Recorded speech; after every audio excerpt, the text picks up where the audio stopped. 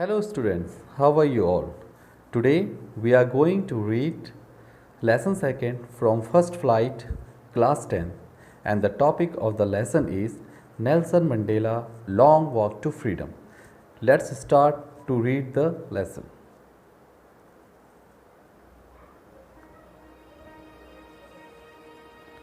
Tenth May, dawn bright and clear. For the past few days I had been pleasantly besieged by dignitaries and world leaders who were coming to pay their respects before the inauguration.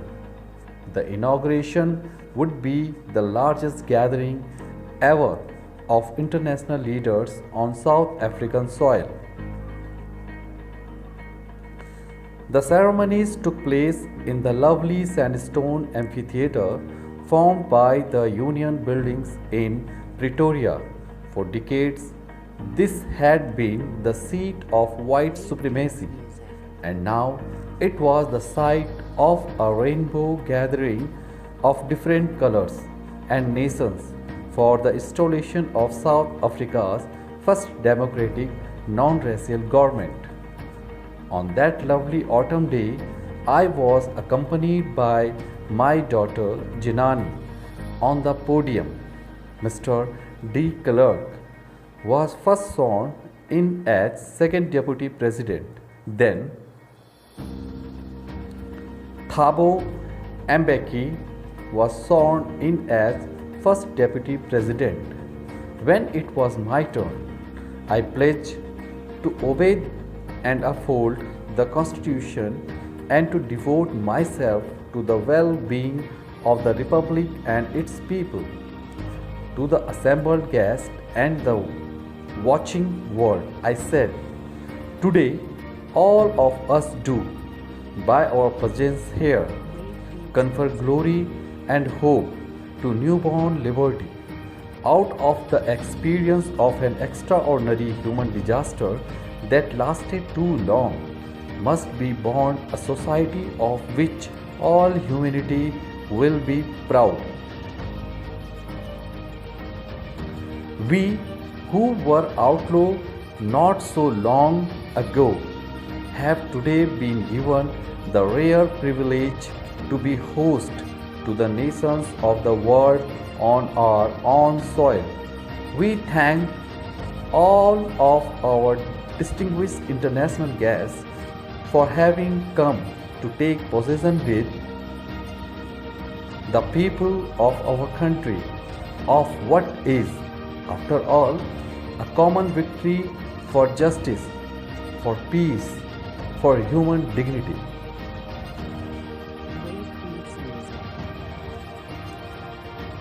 We have at last achieved our political emancipation. We pledge ourselves to liberate all our people from the continuing bondage of poverty, deprivation, suffering, gender, and other discrimination. Never, never, and never again shall it be that this beautiful land will again experience the oppression of one by another. The sun shall never set on so glorious a human achievement. Let freedom reign. God bless Africa.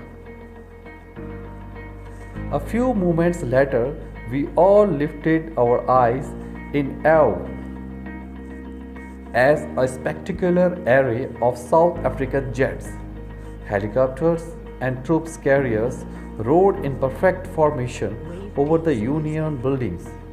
It was not only a display of pinpoint precision and military force, but a demonstration of the military's loyalty to democracy, to a new government that had been freely and fairly elected. Only movements, defense force and police, their chests bedecked with ribbons and medals from days gone by, saluted me and pledged their loyalty.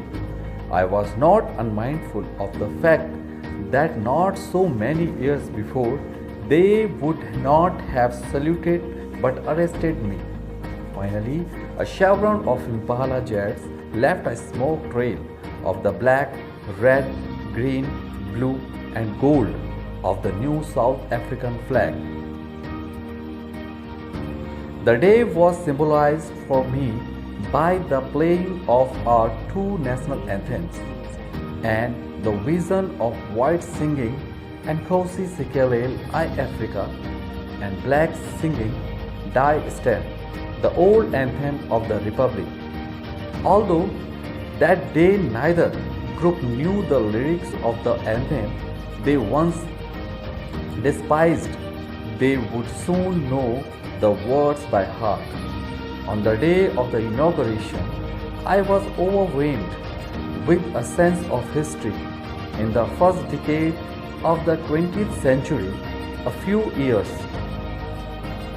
after the bitter Anglo-Boer War and before my own birth, the white-skinned peoples of South Africa patched up their differences and erected a system of racial domination against the dark-skinned peoples of their own land. The structure they consist of aware of created formed the basis of one of the harshest, most inhuman societies the world has ever known. Now, in the last decade of the 20th century and my own 8th decade as a man, that system had been overturned forever and replaced by one that recognized the right and freedoms of all peoples, regardless of the color of their skin. That day had come about through the unimaginable sacrifices of thousands of my people, people whose suffering and courage can never be counted or repaid.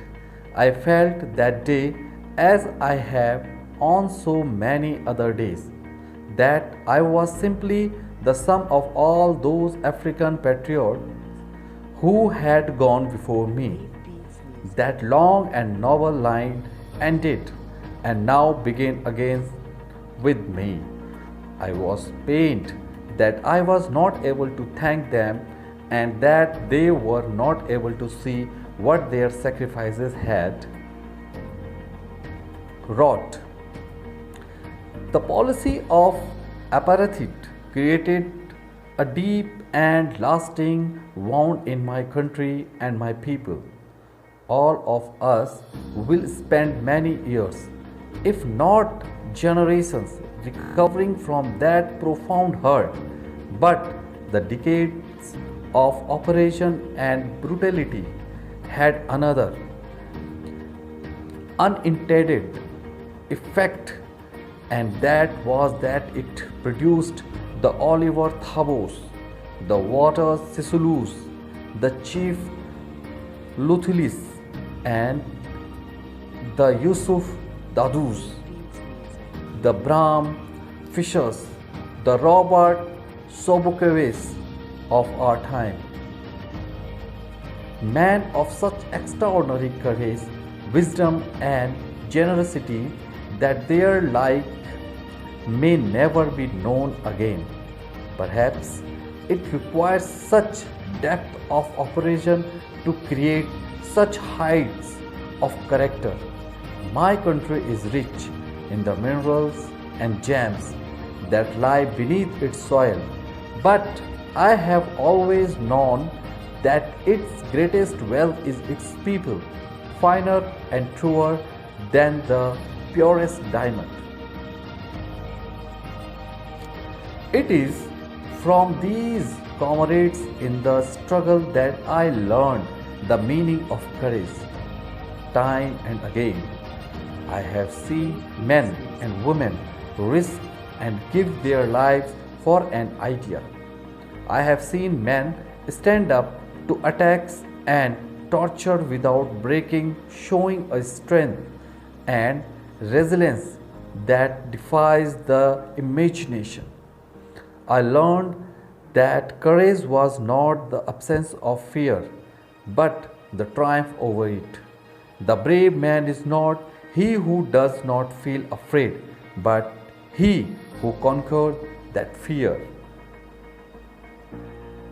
No one is born hating another person because of the color of his skin or his background or his religion. People must learn to hate, and if they can learn to hate, they can be taught to love.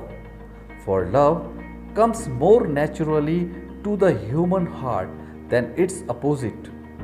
Even in the grimmest times in prison, when my comrades and I were pushed to our limits, I would see a glimmer of humanity in one of the guards, perhaps just for a second, but it was enough to reassure me and keep me going. Men's goodness is a flame that can be hidden but never extinguished. In life, every man has twin obligations to his family, to his parents, to his wife and children. And he has an obligation to his people, his community, his country, in a civil and human society. Each man is able to fulfill those obligations according to his own inclinations and abilities. But in a country like South Africa, it was almost impossible for a man of my birth and color to fulfill both of those obligations. In South Africa, a man of color who attempted to live as a human being was punished and isolated. In South Africa, a man who tried to fulfill his duty to his people was inevitably right from his family and his home and was forced to live a life apart, a twilight existence of secrecy and rebellion. I did not in the beginning choose to place my people above my family, but in attempting to serve my people, I found that I was prevented from fulfilling my obligation as a son, a brother, a father, and a husband. I was not born with a hunger to be free. I was born free, free in every way that I could know, free to run in the field near my mother's hut, free to swim in the clear stream that ran through my village, free to roast mealies under the stars and ride the broad backs of slow moving bulls. As long as I obeyed my father and abided by my customs of my tribe, I was not troubled by the laws of man or God. It was only when I began to learn that my boyhood freedom was an illusion, when I discovered as a young man that my freedom had already been taken from me, that I began to hunger for it. At first, as a student, I wanted freedom only for myself. The transitory freedom of being able to stay out at night, read what I pleased and go where I choose.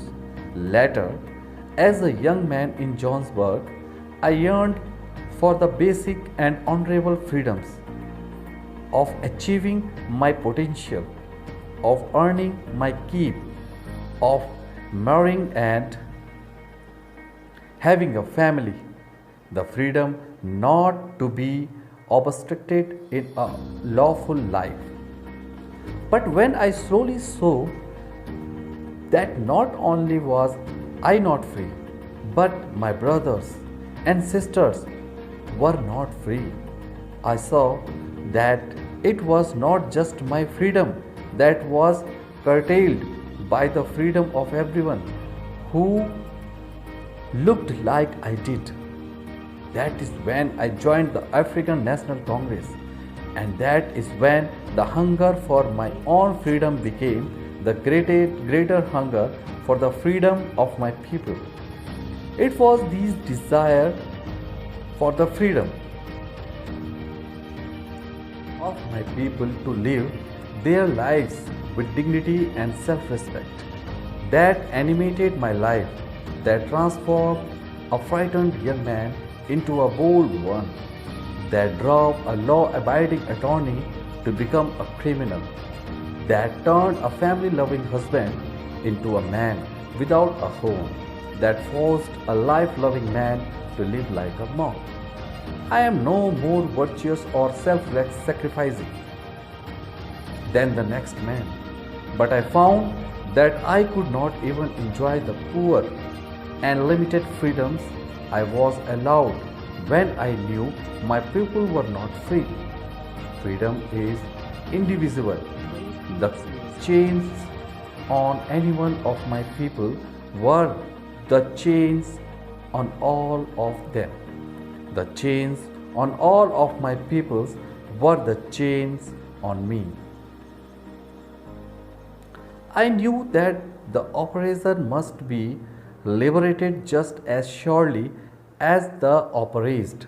A man who takes away another man's freedom is a prisoner of hatred.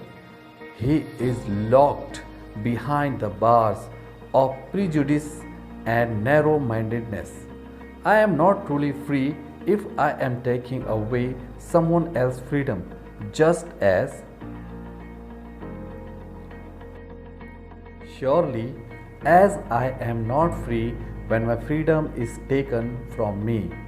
The oppressed and the oppressor alike are robbed of their humanity. This is all in the lesson.